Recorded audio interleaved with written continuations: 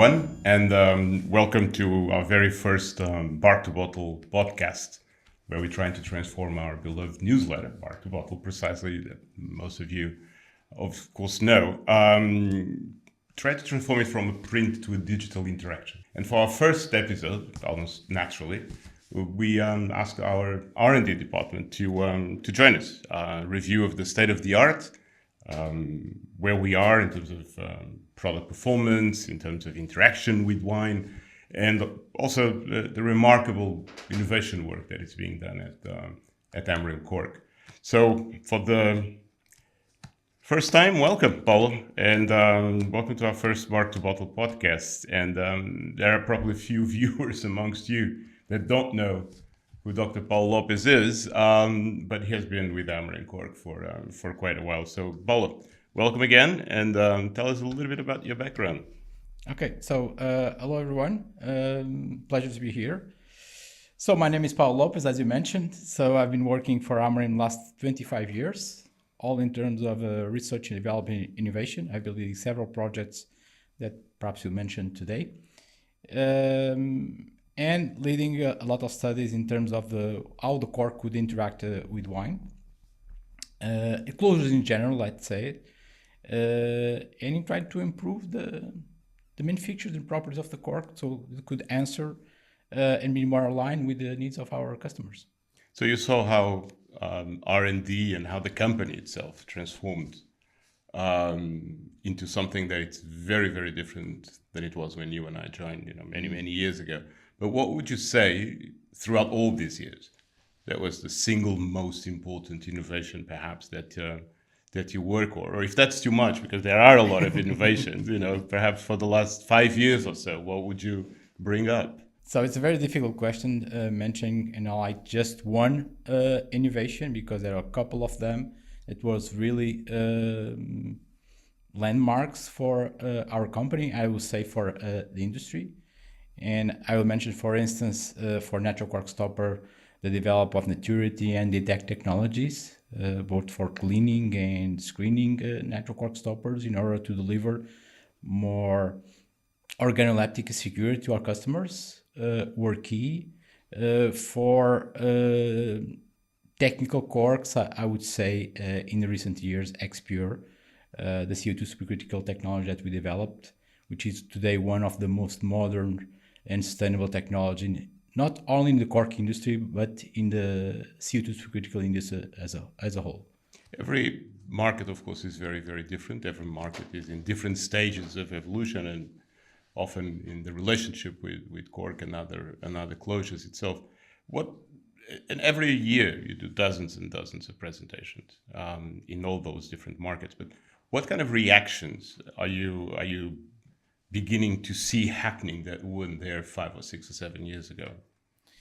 Well, the reaction has been very positive. You should understand that in terms of innovation on cork and or cork stoppers, sometimes it takes a while to people realize the improvements that we made, all the innovation, the result of this innovation.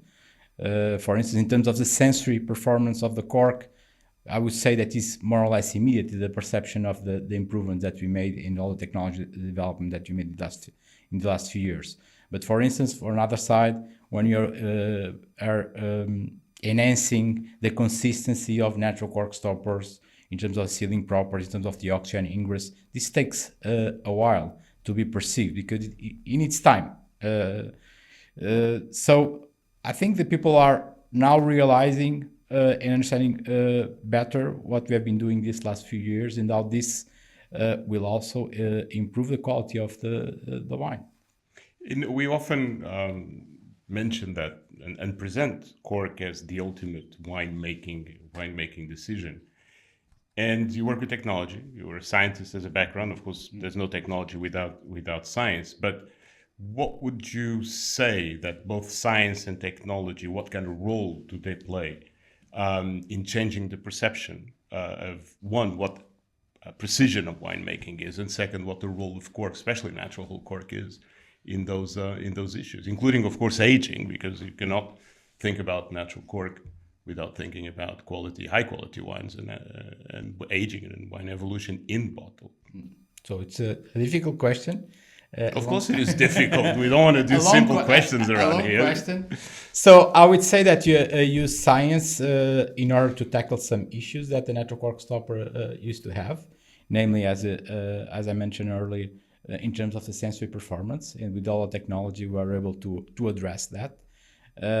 And also, the second main point that was always mentioned by our customers was the bottle-to-bottle variation or premature oxidation. It was related more in part with some variation that the natural quark stopper could have in terms of the oxygen ingress.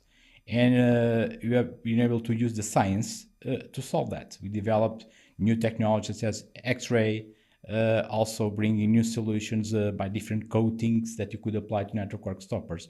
And today you are able to master the oxygen ingress of the natural quark stoppers and enhancing its consistency and reduces its variation.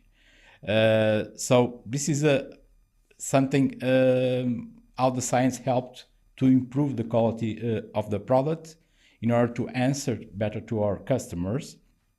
And now what is, not missing, but we have been doing in the last few years, once we develop that, you need to make the demonstration to our clients about the new features of the product. So now also innovating somehow with tastings, with practical demonstrations, in order to connect the science behind all of these developments with tangible sensory results. Because at the end of the day, for our customer, what's really important is to see the results in terms of sensory assessment that they are doing, because you are drinking wine, not making a scientific exercise about the chemical composition of the wine. So at the end of the day, and as the British would normally say, the proof is in the pudding, but in this case, the proof is in what people are experiencing, especially during comparative tastings, which we didn't do that many years ago. I mean, it was something that we started doing several years ago, and today probably is one of the most powerful tools we have to actually demonstrate that, to prove that interaction between one and the other. So innovation does come in many shapes and forms. Do you think those comparative tastings were that crucial in transmitting what the science and the technology can do, especially when you wrap that science and technology around such a unique cell structure as Cork has? Yeah, in my opinion, the best way that you have, the best tool that you have today to make the full demonstration about the capacity of our technologies, about the science that we develop, all the knowledge that we develop behind the cork stopper. Because it's the best way to educate people, right? It's like when you have a car, you could read everything about the car, but the test drive, it's very important. Right. So I think it's the same thing here. At the end of the day, the people want to realize what are the main differences between closures, how this will translate in terms of the wine aging in a different properties, the different sensory properties. So we have now done these comparative tastings in different continents, in different countries, different continents, different varietals, different pretty much everything. What it is that you want them to experience? Today, I want to experience pretty much the difference that exists between the different closures that we have in our portfolio. Namely, the difference that exists between a natural cork stopper and a technical cork. Okay, one could not replace the other. One is not better than the other, but they are different. They have different properties. They have different mechanisms by which they do interact with wine, and this will conduct to different results, different wine styles with different identities. So, and our goal is to them to perceive that. I'm not saying that one will be leading to a wine that is better than the other. This doesn't exist, but you will create different styles. And then it's up to our customers to decide what is the best style. But they need to realize what are those differences. I could make a wonderful presentation explaining with nice charts what are the differences, but then I need to translate that in a practical exercise. And therefore, the tasting is the best tool that we have today to make this full demonstration. And you said that natural corks and technical corks, are the same. Of course, we like to think that there are differences in it, and of course there are. And again, science has demonstrated those differences. But what it brought to my mind when you mentioned that is, the ongoing difficult situations that we have in the market. We'll again like to say that consumers are drinking less, but they are drinking better, which of course leads to the questions of premiumization. When it comes down to premiumization, that's much more of a solid development process with the natural whole cork stopper, obviously. Yes, so the natural cork stopper, apart from the fact that in terms of the extrinsic value of the cork will transmit an idea of quality to the product. It's a part of the packaging, right? It should also contribute to sell what it protects. But apart from that, you have the technical aspects. And they have very, very specific properties that you could not replicate with technical corks. In terms of the oxygen ingress, that today you have developed several solutions to enhance this consistency, but you'll be unique in terms of the kinetics and the amount of oxygen it will provide to the wine, in terms of the lower scalping capacity, or the fact that you will also have, it's a piece of wood that will interact with the wine somehow. You have phenolics and all of those compounds will interact with the wine over the years. And this will help and shape the wine in a way that is totally different from a technical cork. So the natural cork stopper today is used and should be used, in my opinion, for wines that gonna need some aging.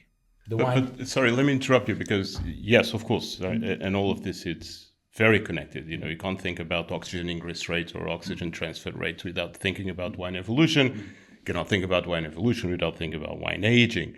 But what are the key factors that winemakers look for? What are the priorities that you normally hear from them, and how does cork contribute and other closures may not contribute to that end? Well, essentially today what they are looking for, at least is my opinion, they are looking for a safe product in terms of organoleptic security. This is key, and a consistent product that should behave in a specific way, but all the time the same between the different corks. So, and you are able to address those two aspects with all the technology development that we made, and all the innovation that we made in terms of the natural cork stopper.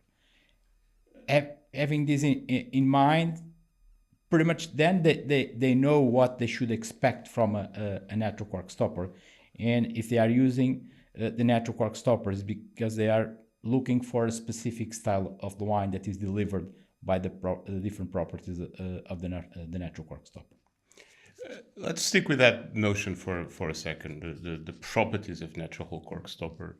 And again, how we a lot of times we see our role as wrapping technology around what cork and what nature gives us. Tell us a little bit about beeswax, because still on the natural cork stoppers, we're still on premium aspects of it, but we also need to make sure that that consistency of performance is delivered, because the market definitely wants that.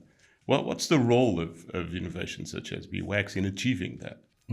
So the beeswax appeared after we start to realize that apart from the intrinsic properties of the natural cork stoppers,